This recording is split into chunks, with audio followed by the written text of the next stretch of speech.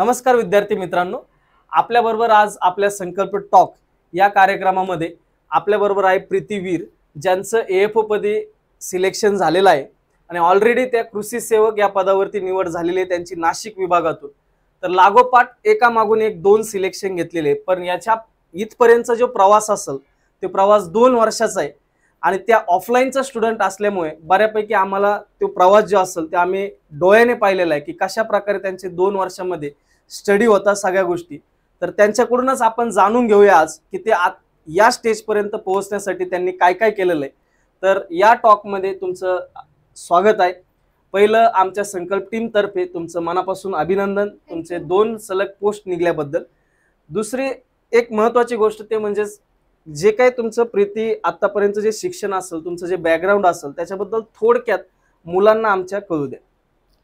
Sir, माझं नाव प्रीती दीपक वीर. मी भांबर्डे हे शिरूर तालुक्यात म्हणजे पुणे जिल्ह्यातलं गाव आहे, तिथनं बिलॉंग करते.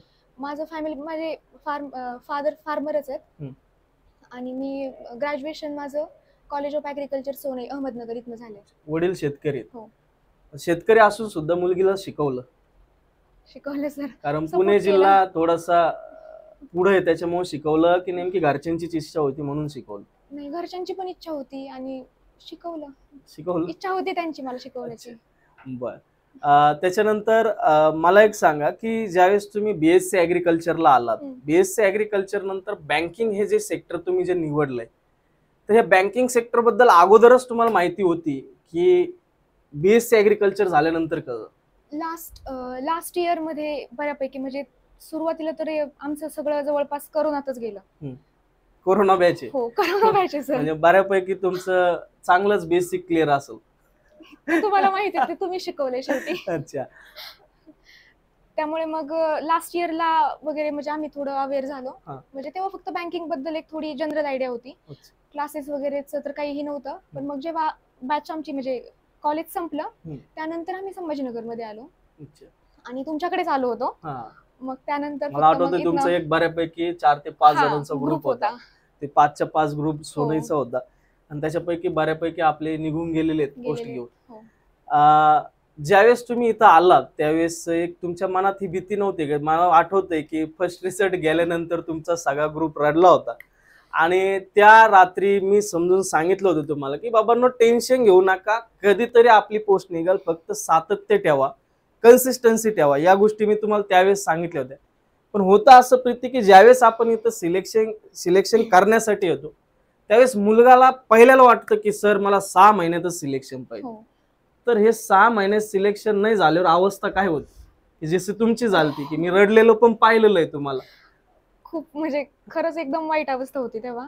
म्हणजे जेव्हा आपण येतो तेव्हा आपला काहीतरी वेगळा जोश असतो की असं वाटतं नाही आता सिलेक्शन घेऊनच जायचंय, 6 महिन्यात झालंच पाहिजे. पण आम्ही एकतर म्हणजे पूर्ण बेसिक आयडिया काही नव्हती. आम्ही इथं आल्यानंतरच म्हणजे बॅचच पूर्ण इथनं सुरू केली ना. मग त्या थोडं प्रीसाठी थोडा आम्हाला म्हणजे प्रॉब्लेम झाला. क्वांट रिझनिंगला प्रॉब्लेम. म्हणजे पहिल्यांदा स्टार्टिंगला तुम्हाला क्वांट रिझनिंगला प्रॉब्लेम येऊ शकतो, परंतु तुम्ही कन्सिस्टन्सी ठेवली पाहिजे. कन्सिस्टन्सी असेल तर आपल्याला रिझल्ट 100% भेटतो. तर मग ज्यावेळेस तुम्ही सुरुवात केली, पहिले रिझल्ट गेले, आता मी आठवते मला की तुमचा फर्स्ट रिझल्ट गेलता, मला वाटतं प्रीज गेली होती आणि बऱ्यापैकी मला वाटतं फक्त तुमच्या ग्रुप मधले 2 जणांचं सिलेक्शन होतं मेन्ससाठी आणि तुमच्या सगळ्यांची प्री उडाली होती. तर मग त्याच्यानंतर तुमचा जो सेकंड इयरला जो स्टडी प्लॅन होता तो कसा चेंज केला, जे की आमच्या मुलांनाही कळू द्या की नेमकी ज्यावेळेस सिलेक्शन जातं, सिलेक्शन गेल्यानंतर आपण कुठल्या डायरेक्शननी आणि कसं प्रिपरेशन केलं पाहिजे? सुरुवातीला तर आपल्याला असं वाटतं की आता म्हणजे माझं तर फिक्स होतं की एएफओ करायचंय. मग अभ्यास काय तर फक्त ऍग्रिकल्चर प्रीकडे आम्ही म्हणजे बरंच दुर्लक्ष केलं होतं आणि त्याआधी कट ऑफ पण कमी गेला होता ना. मग असं वाटायचं की जाऊन किती कट ऑफ जाणार आहे ना या वर्षी गेला तर. मग आम्ही म्हणजे खूप जास्त अंडरएस्टिमेट केलं होतं प्रीला. बरोबर आहे. रिझनिंग सुद्धा मला आठवतं की नाही एवढं सोडलं तर चालतंय. सर माझं रिझनिंगच गेलं होतं आणि हेच सांगितलं होतं मी की मला आठवतं 11 वाजता रात्री मी त्यांच्या सोप्यावरती बसून हेच सांगितलं होतं की बाबा रिझनिंगला हलक्यात घेऊ नका, रिझनिंग सुद्धा अवघड येतो पेपरला आणि रिझनिंग उडू शकतो. आणि त्याच्यातले 3 जणांचं रिझनिंग उडलं होतं आणि ते 3 पण सिलेक्ट आहेत आज. म्हणजे कोणी कृषी सेवक आहे, कोणी एएफओ झालेलं आहे. म्हणजे या ज्या चुका असतील त्या आपण केल्या नाही पाहिजे. दुसरी एक महत्वाची गोष्ट की ज्यावेळेस तुम्ही स्वतः अभ्यास करायचा, इथं आपला क्लास वगैरे सगळ्या गोष्टी होत्या, परंतु जशा शिक्षकांचा रोल असतो त्याच्यापेक्षा जास्त रोल, मी तर म्हणाल त्याच्यापेक्षा जास्त रोल हा विद्यार्थ्यांचा स्वतःचा असतो कॉम्पिटिटिव्ह एक्झाम मध्ये.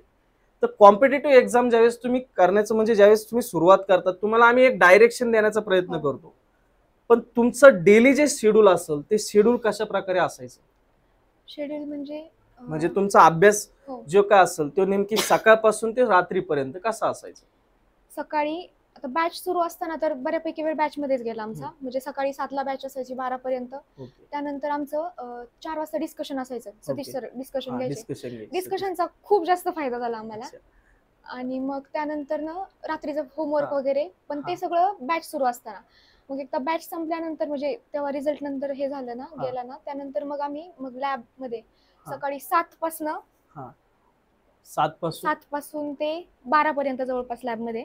मग ते रिझनिंग साठी 5 पझल, 5 सिटिंग, 5 हे असे म्हणजे सेट करायचे हो तसे. त्याचे ते म्हणजे ते टार्गेट सेट केलेलं ते डेलीचं करायचंच असं.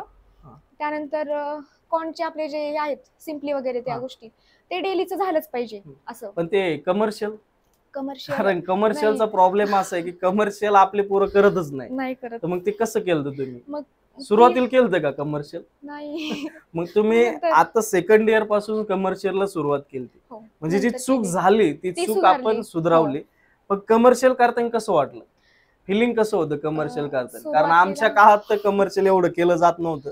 मी रियालिटी सांगतो, तुमच्या वेळेस कमर्शियल करावं लागतंय तर याची फिलिंग कशी असते ऍग्रिकॉसची?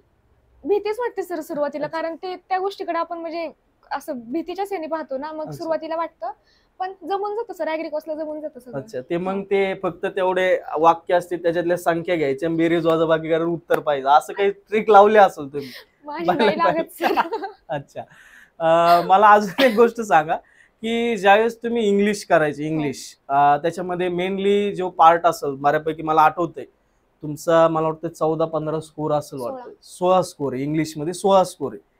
तर ह्या इंग्लिशचा जो रोल असेल, कारण होतं असं की ज्यावेळेस एखादा आपला ऍग्रिकॉस इथं विद्यार्थी येतो इंग्लिशचा थोडासा प्रॉब्लेम असतो, मग त्याने नेमकी कशी स्ट्रॅटेजी ठेवायला पाहिजे की जे तुम्ही ठेवली होती, जे 16 स्कोर म्हणजे काय कमी स्कोर नाहीये, तर हे 16 स्कोर पर्यंत तुम्ही कशा पद्धतीने पोहोचला? सर मी तर बऱ्यापैकी म्हणजे जवळपास मी क्षितिज सरांना फॉलो केलेलं आहे. अच्छा, ओके. क्षितिज सरांचं म्हणजे लेक्चर्स मध्ये त्यांनी ग्रामर, क्षितिज सर ग्रामरवर जास्त फोकस करतात. मी ग्रामर केलंय. हो. अच्छा, ते डेलीचं करायचं आणि सरांच्या क्विजेस वगैरे पण असायच्या. सर पर्सनली टेस्ट पण घ्यायची आमची. अच्छा. आणि त्याचं अनालिसिस पण सरांचं कायम असायचं. ते पण केलं. प्लस पर्सनली टेस्ट पाठवत होते त्याचं अनालिसिस. आणि डेली निमिषा मॅमचं एक एडिटोरियल असायचं, ते एडिटोरियल करायचं. ओके. त्याच्यानंतर कधी कधी मॉक टेस्ट दिल्या असतील, फर्स्ट इयरला तर दिल्या नसतील, परंतु सेकंड इयर पासून जेव्हा सिलेक्शन जायला सुरुवात होती तेव्हा जाणीव होती, तेव्हा मॉक टेस्ट वगैरे सुरुवात केली असेल. मॉक टेस्टचा रोल हा किती महत्वाचा असतो की तुमचा ज्यावेळेस अभ्यास होतो पण मॉक टेस्ट देत नाही, तर याच्यामध्ये मॉक टेस्टचा रोल कसा असतो? आपण कुठे स्टँड करतो ना हे आपल्याला मॉक टेस्ट मधूनच कळतं. हे एक्झॅक्ट महत्वाचं आहे. मी अगोदरही जे ऋतुजाचा इंटरव्ह्यू घेतलाय त्याच्यातही हेच सांगितलं की आपल्या स्वतःचं अनालिसिस करण्यासाठी आपल्याला मॉक टेस्ट जरुरीचे आहेत. मॉक टेस्ट जर तुम्ही दिल्या तर स्वतः कुठे त्या गोष्टी आपल्याला समजतात. मॉक टेस्ट मध्ये स्कोर कधी कधी इकडं लायब्ररीमध्ये तुमचा स्कोर जो असेल अचानक 75-80 येतो आणि तुमचा ज्यावेळेस एक्झामच्या हॉलमध्ये गेला असेल त्यावेळेस स्कोर डायरेक्ट 40-45-55 पर्यंत पोहोचतो. हे असं नेमकी होतं कसं काय? एक्झाम हॉलचा प्रेशर सर तो काहीतरी वेगळाच असतो. एक्झाम हॉलचा प्रेशर, एक्झॅक्ट. ह्या गोष्टी आम्ही सांगून विद्यार्थ्यांना थकतोय. मॉक मधलं जे काही तुमचं वातावरण असेल ते वातावरण आणि एक्झाम सेंटरचं वातावरण तुम्ही कुठेच क्रिएट करू शकत नाहीये. तुम्हाला मॉक टेस्ट याच्यासाठी द्यायचे की तुम्ही कुठे आहेत, त्याच्यात काय डायरेक्शन चेंज करायची आणि कशा पद्धतीने आपण गेलो याच्यासाठी ते महत्वाचं असते. मॉक टेस्टला स्कोर येतोय म्हणून आपण तिथं एकदम पूर्णचे पूर्ण आपण त्याच्यावर डिपेंड नाही राहू शकत. आपला तिथं ऍक्च्युअल जो दबाव असतो तो हँडल करता आला पाहिजे. दुसरे एक मॉक टेस्टचा एक विषय झाला, परंतु त्याच्यानंतर ऍग्रिकल्चरच्या बाबतीतले की ऍग्रिकल्चरच्या बाबतीत तुम्ही नेमकी कशी स्ट्रॅटेजी ठेवली? मला माहिती आहे की जे काही स्कोर्स तुमचे असतील मेनली जे मुली मी पाहिलेले आहेत आपले जे जुन्या बॅच आपण जेवढ्या काही स्कोर घेतला जेवढ्या काही पेपर घेतले असेल, मला आठवतंय की तुमच्या बॅचला जवळपास 80 ते 85 टेस्ट झाले असतील वर्षभरात. झालं. प्रत्येक संडेला तुमची टेस्ट होती, हो. जे की आताही सुरू आहे. ते ऍग्रिकल्चरच्या बाबतीत तुमचा कसा नेमका अभ्यास केला? सर टेस्टमुळे म्हणजे आता प्रत्येक संडेला टेस्ट आहे म्हणजे प्रत्येक वेळी तेवढी रिव्हिजन करणं गरजेचंच पडत होतं.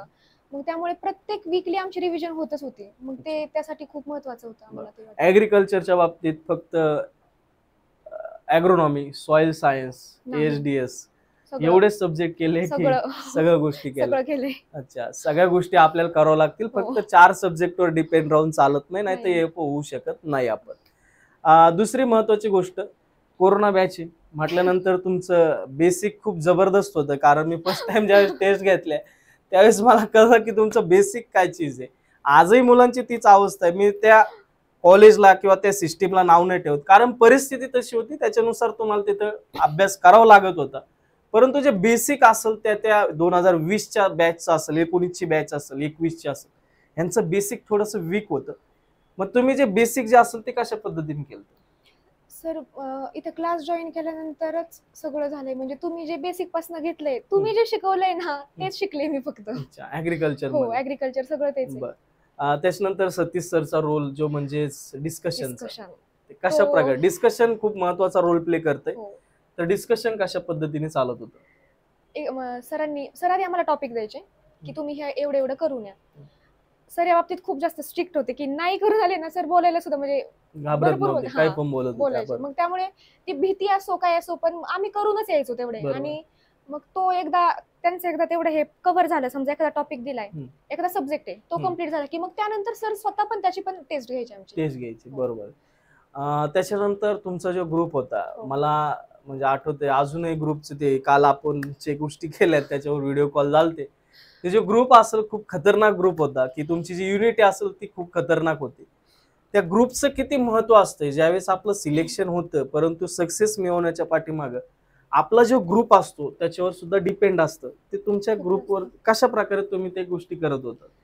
आम्ही येताना तर 4-5 जणी होतो. 5-6 जणी होते तुम्ही पण जवळपास. नंतर ना आमच्या कॉलेजच्या मुली अजून काही आहेत ना त्या पण आल्या. परत इथं आल्यानंतर सुद्धा आमची बरीच ओळख झाली. ग्रुप आमचा भरपूर मोठा होता तसा.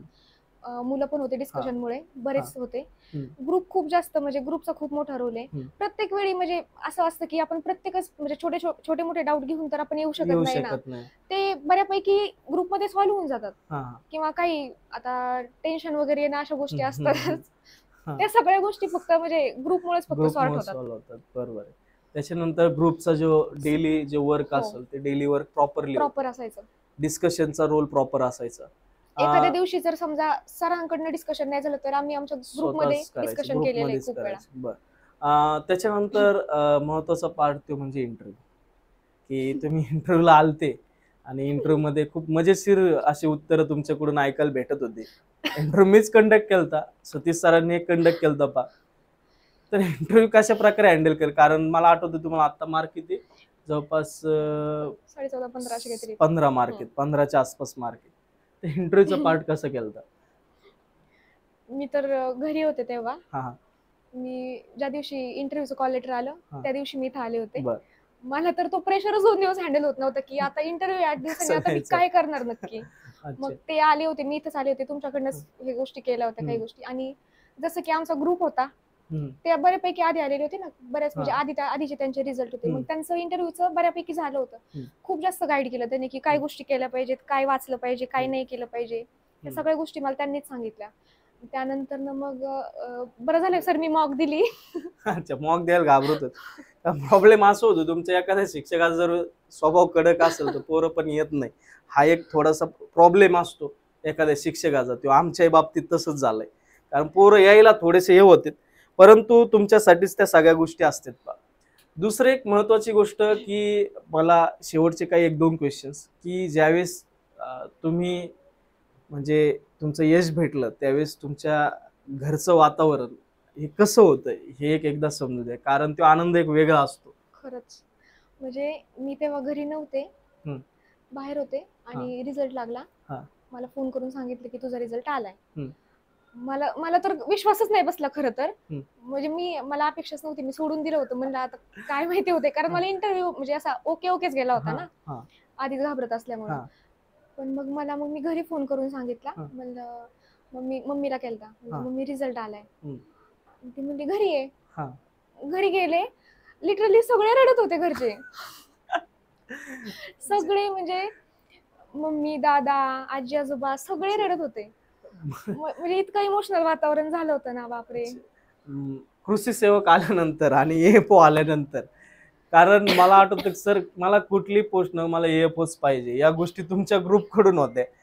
तर कृषी सेवक आल्यानंतर मी तेवढं सेलिब्रेशन नाही पाहिलं. आणि तुमची मिरवणूक मला असं वाटतं की मी नव्हतो काल, कारण मी थोडस कामानिमित्त संध्याकाळी गेलतो. मिरवणूक डायरेक्ट क्रांती चौकातून आली तुमची एकट्याचीच मिरवणूक. मी फर्स्ट टाइम पाहिलं की मी जो व्हिडिओ पाहिला की एका मुलीसाठी एक जवळपास 10-15 जणांचा ग्रुप तिथून क्रांती चौकातून इकडे आलता. म्हणजे सेलिब्रेशन असून ते खूप खतरनाक झालेलं आहे तुमचं काल. त्याचा एक व्हिडिओ मी टाकलच, समजा उद्याच्या याच्यामध्ये टाकलच. आणि ते सेलिब्रेशन मी फर्स्ट टाइम पाहिलं की एका मुलासाठी एवढे सगळेजण तिथं असतात. ग्रुप असा पाहिजे की आपल्याला सपोर्ट, त्याच्यानंतर जे काही इमोशनल सपोर्ट असेल, त्याच्यानंतर फायनान्शियल असेल, त्याच्यानंतर स्टडीच्या बाबतीत असेल, या सगळ्या बाबतीत आपला ग्रुप तिथं सपोर्ट करतो. त्याच्यानंतर लास्ट क्वेश्चन, कृषी सेवक का एएफओ? सर एएफओ साठी एवढा अट्टहास केला. एएफओच. बरं, कृषी सेवक नाही? नाही, एएफओच. बरं, एएफओ ला बाहेर जावं लागते. सर ते तर आधीच माहिती होतं की तेवढी तयारी असल्याशिवाय का. बरं, त्याच्यानंतर तुमची बँक कोणती? PNB, Punjab national bank. म्हणजे नॉर्थ इंडियामध्ये स्वागत असो. पंजाब किंवा यूपी बिहार तिथंच तुम्हाला पोस्टिंग भेटेल. तर मग जाता जाता माझा एक संकल्प टीम तर्फे तुमचं मनापासून अभिनंदन की तुमचे जे काही 2 वर्ष जे असतील ते एकदम क्रिटिकल अवस्थेत गेले होते. 2 वर्षाचं फळ तुम्हाला चांगल्या 2 पोस्टनी भेटलेलं आहे. आणि राहिलेले तुमच्या ग्रुपमधले 1-2 जणी असतील तर त्यांचे सिलेक्शन माझ्या मते तरी या वर्षी होऊन जाईल, कारण स्टडी तेवढा आहे. काही एसबीआय मेन्सला आहे, त्याच्यामुळे तिथं सिलेक्शन होऊ शकते. तर असाच तुमचं जे काय असेल ते ग्रुप चांगल्या पद्धतीने काम करतोय. दुसरी महत्वाची गोष्ट, याच्या पुढे तुमचं काही टार्गेट्स आहेत का? एफसीआय साठी.